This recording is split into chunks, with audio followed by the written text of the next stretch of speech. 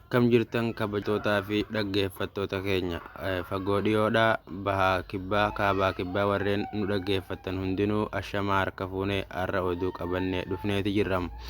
Akkasuma haga dhumaatti nu faana turan afeerraa keenya nu faana tura. Gama oduutti dabarram.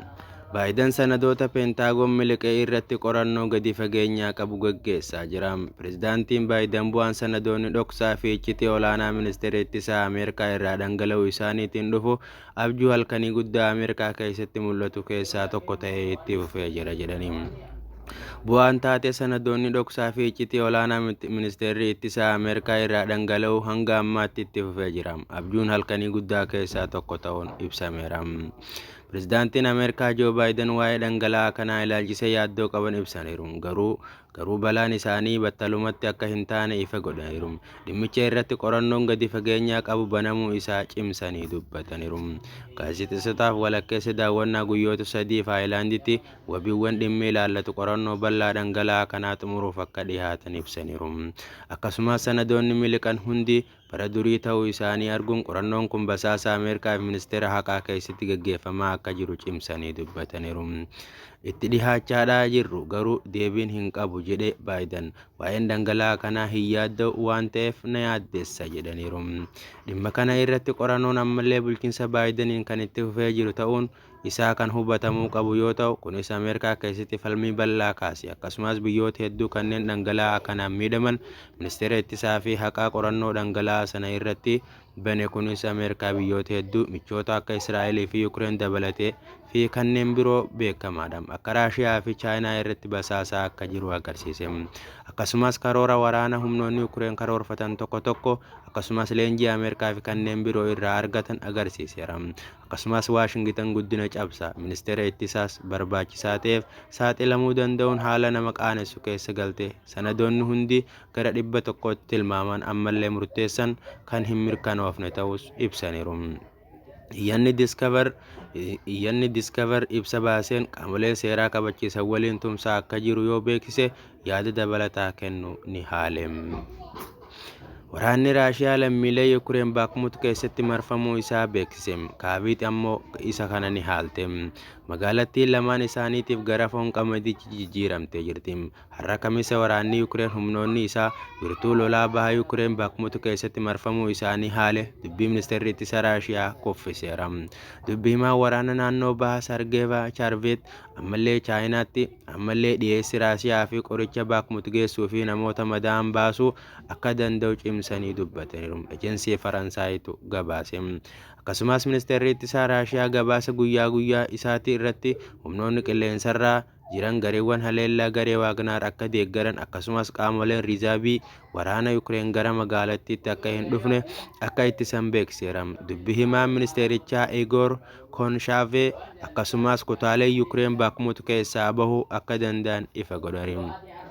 Itti dabaluudhaan Waagnaar itti fufeera. Siiqqee Dooneeskii irratti lammiilee Yuukireen naannoo magaalaa guddoo keessaa dhiibuuf hojii ala godhaa jira.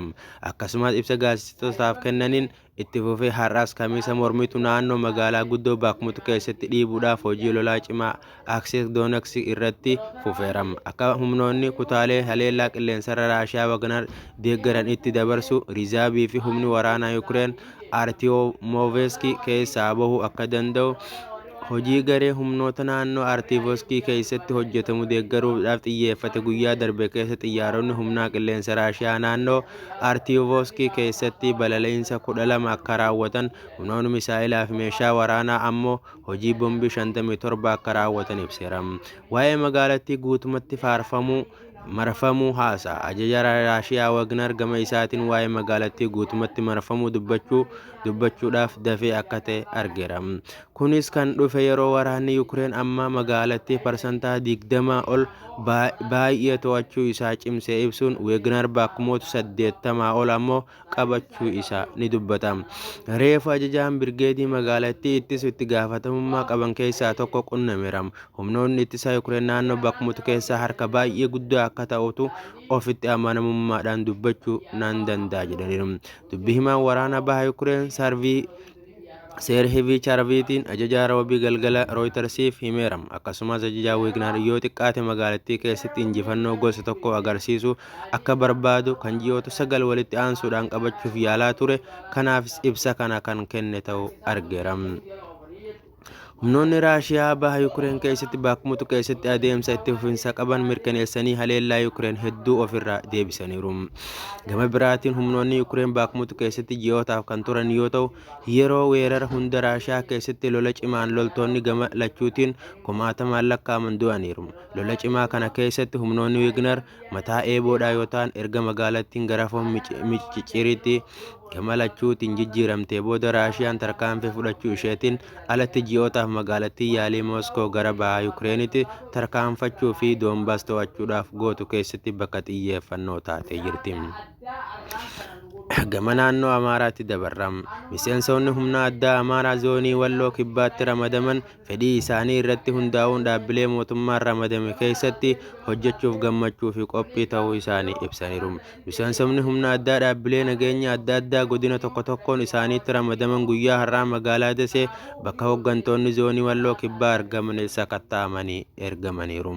Mootummaan humna addaa naannolee ergama olaanaaf irra deebiidhaan gurmeessuun sirrii ta'uu eeraniiru. Kanas gammachuudhaan fudhatanii ergama isaaniif kenname waliin hojjechuuf fedhii fi qophii ta'uu isaanii agarsiisu. Miseensonni kanneen akka jedhanitti humnoonni addaa kun diigamee hidhannoo hiikkachuudhaan miidiyaa hawaasaa irratti oduun odeeffamaa jira. Dhugaan itti himame dirree barbaadan irratti leenji'uu isaanii ibsaniiru. Nageenyaa fi nageenya Itoophiyaa eeguuf dirqama mootummaa hunda raawwachuuf kutannoo akka qabanis ibsaniiru. Itti gaafatamaan kutaa nageenyaa fi nageenya zoonii Walloo Kibbaa Ahmad Mahammad gama isaaniitiin hojiin humna addaa irratti deebiin gurmeessuu akka biyyatti caasaa nageenyaa cimaa ijaaruudhaaf kan xiyyeeffate yoo ta'u, naannolee hunda keessatti hojiirra oolaa jira jedhan.